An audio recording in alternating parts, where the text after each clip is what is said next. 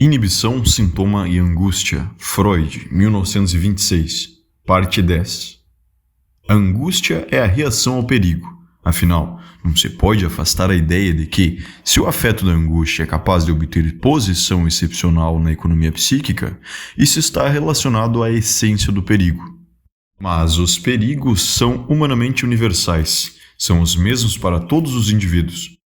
Aquilo de que necessitamos e que não temos à disposição é um fator que torna compreensível como são selecionados os indivíduos capazes de submeter o afeto da angústia ao funcionamento psíquico normal, apesar de sua peculiaridade, ou que determine quem deve fracassar nessa tarefa. Conheço duas tentativas de descobrir tal fator. É natural que cada uma delas possa ter uma acolhida, já que prometem satisfazer uma necessidade incômoda. A primeira foi empreendida por Alfred Adler.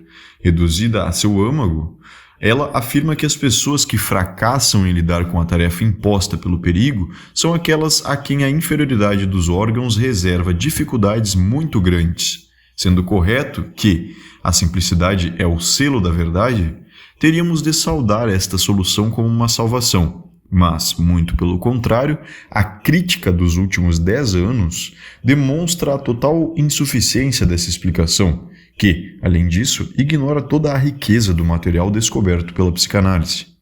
A segunda tentativa foi feita por Otto Rank, em 1923, no livro O Trauma do Nascimento. Seria injusto compará-la à tentativa de Adler em algum outro ponto além desse que destacamos, pois ela permanece no terreno da psicanálise, a cujas ideias dá prosseguimento, e deve ser reconhecida como legítimo esforço para resolver os problemas analíticos. Na relação entre indivíduo e perigo, Rank não faz caso da fraqueza de órgãos do indivíduo, atentando, isto sim, na variável intensidade do perigo. O processo do nascimento é a primeira situação de perigo. A convulsão econômica por ele produzida se torna um modelo da reação de angústia. Já acompanhamos a linha de desenvolvimento que une essa primeira situação de perigo e condição de angústia a todas aquelas posteriores e vimos que todas mantêm algo em comum, pois, em certo sentido, todas constituem uma separação da mãe, primeiro apenas do ponto de vista biológico, depois no sentido de uma direta perda do objeto e, mais tarde, de uma perda por vias indiretas. A descoberta deste grande nexo é o indubitável mérito da construção de Rank. Ora, o trauma do nascimento atinge cada indivíduo com uma intensidade diferente. A veemência da reação de angústia varia com a força do trauma e, de acordo com Rank, essa grandeza inicial da angústia gerada é que determina se o indivíduo poderá dominá-la em algum dia, se tornará neurótico ou normal. Não é nossa tarefa criticar detalhadamente as teses de Rank, apenas examinar se contribuem para a solução do nosso problema. Sua formulação de que se tornam neuróticos aqueles que, devido à força do trauma do nascimento, jamais conseguem abreagir inteiramente este, é muito discutível teoricamente. Não se sabe direito o que significa abreagir o trauma. Entendendo isso literalmente, chega-se à conclusão insustentável de que quanto maior a frequência e a intensidade com que o neurótico produz o afeto da angústia, tanto mais se aproxima ele da saúde. Foi por contrariar dessa forma a realidade que abandonei, tempos atrás, a teoria da abreação, que teve papel importante na prática da catarse. A ênfase na força variável do trauma do nascimento não deixa espaço para a justificada postulação da constituição hereditária como fator etiológico, pois aquela é um fator orgânico, que em relação a esta atua como um elemento do acaso e depende ela mesma de muitas influências que devem ser chamadas casuais. A oportuna ajuda prestada no nascimento, por exemplo. A teoria de Rank deixa de considerar tanto fatores constitucionais como filogenéticos. No entanto, querendo-se dar espaço para a importância da constituição através da modificação da teoria, por exemplo, de que interessaria antes em que grau o indivíduo reage à intensidade variável do trauma do nascimento, então a teoria seria despojada de sua importância e o fator introduzido seria relegado a um papel secundário. O que decide se a neurose será o desenlace está em outro âmbito, desconhecido, como dissemos. Dificilmente favorece a teoria de Rank o fato de o homem ter em comum com os outros mamíferos o processo do nascimento, enquanto lhe cabe, como prerrogativa entre os animais, uma especial predisposição para a neurose. A principal objeção, porém, é de que ela paira no ar em vez de sustentar-se em observações garantidas. Não há boas investigações que mostrem de forma indubitável a correlação entre um nascimento difícil e prolongado e o desenvolvimento da neurose, ou que apenas as crianças que assim nasceram exibem os fenômenos da ansiedade da primeira infância de modo mais duradouro ou mais intenso que outras. Admitindo-se que partos induzidos e partos fáceis para a mãe tenham possivelmente o significado de traumas severos para a criança, permanece válido exigir que os nascimentos que levam à asfixia tenham de evidenciar com certeza as consequências pretendidas. Uma vantagem da etiologia de Rank seria o fato de dar proeminência a um fator suscetível de verificação com o material da experiência. Enquanto não se faz tal verificação, é impossível julgar seu valor. Por outro lado, não posso partilhar a opinião de que a teoria de Rank contradiz a importância etiológica dos instintos sexuais até agora sempre reconhecido na psicanálise, pois ela diz respeito somente à relação do indivíduo com a situação de perigo, deixando em aberto o bom expediente de que quem não foi capaz de dominar os perigos iniciais fracassa também nas situações de perigo sexual que vêm a surgir, e desse modo é impelido para a neurose. Portanto, não creio que a tentativa de Rank nos traga a resposta ao problema das causas da neurose, e acho que ainda não é possível determinar em que medida ela talvez contribua para a solução do problema. Se as pesquisas revelarem que o parto difícil não influi na predisposição à neurose, tal contribuição deverá ser considerada mínima. É de temer que a necessidade de achar uma causa última específica e tangível para a condição neurótica nunca será satisfeita. O caso ideal, pelo qual os médicos provavelmente anseiam ainda hoje, seria o do bacilo que se pode isolar e cultivar e que, injetado em qualquer indivíduo, produz sempre a mesma afecção. Ou, um tanto menos fantástico, substâncias químicas cuja administração poderia gerar ou eliminar certas neuroses. Mas é pequena a probabilidade de soluções tais para o problema. O que a psicanálise nos permite dizer é menos simples e menos satisfatório. Nisso tenho apenas coisas há muito conhecidas para repetir, nada de novo para acrescentar. Quando o eu consegue defender-se de um impulso instintual perigoso, mediante o processo da repressão, por exemplo, é certo que inibe e danifica essa parte do id, mas também lhe dá, simultaneamente, um quê de independência e renuncia a um quê de sua soberania. Isso vem da natureza da repressão, que é fundamentalmente uma tentativa de fuga.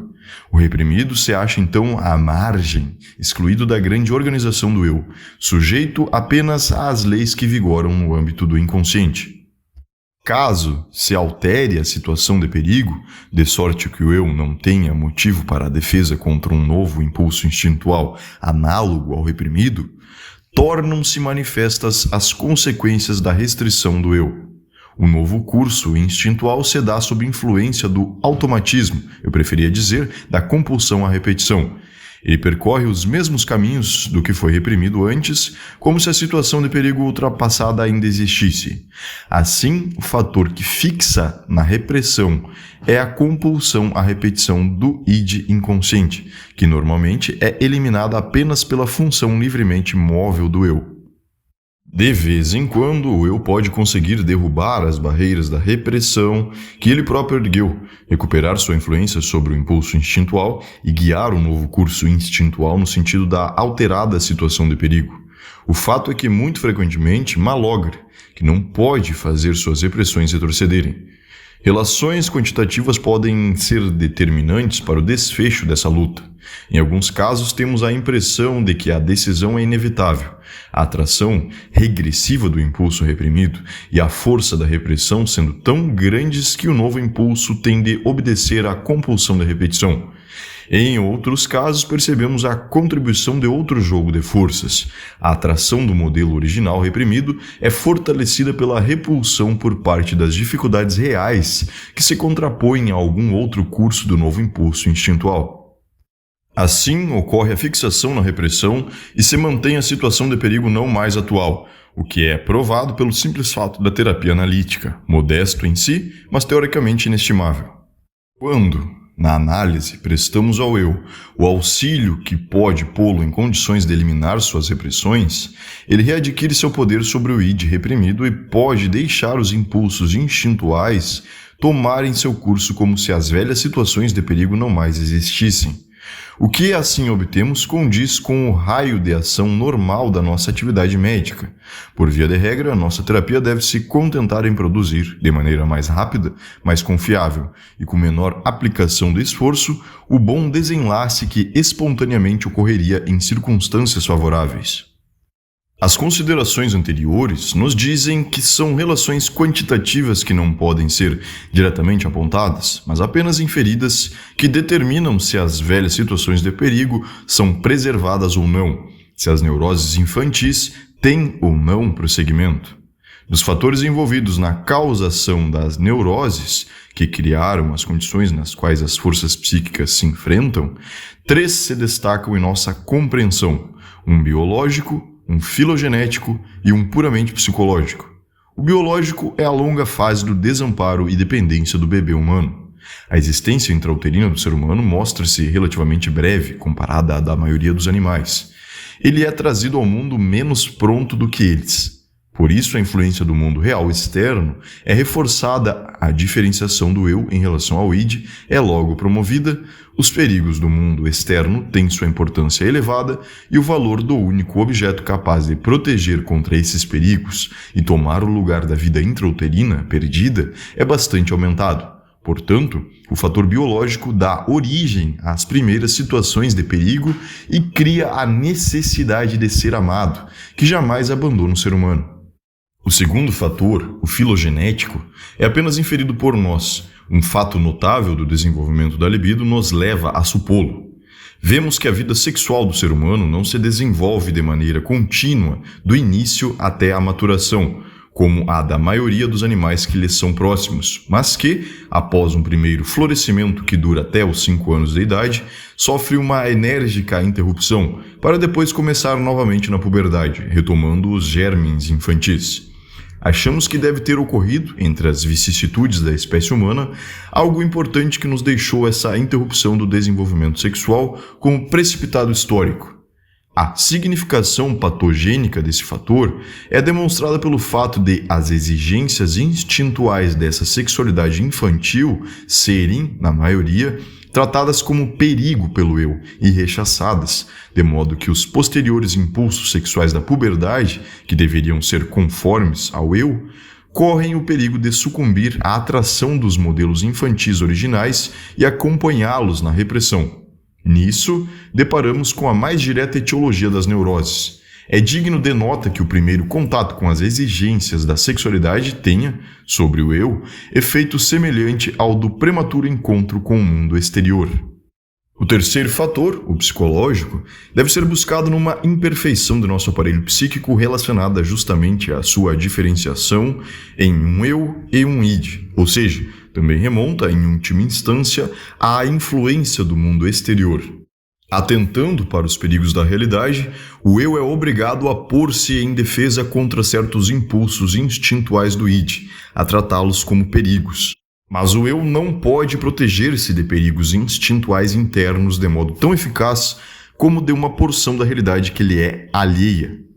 Sendo ele mesmo ligado intimamente ao id, pode rechaçar o perigo instintual somente restringindo sua própria organização e admitindo a formação de sintomas em compensação por prejudicar o instinto. Renovando-se a pressão do instinto rechaçado, surgem para o eu todas as dificuldades conhecidas como sofrimento neurótico. Até o momento não vai além disso, creio, o nosso conhecimento sobre a natureza e as causas da neurose.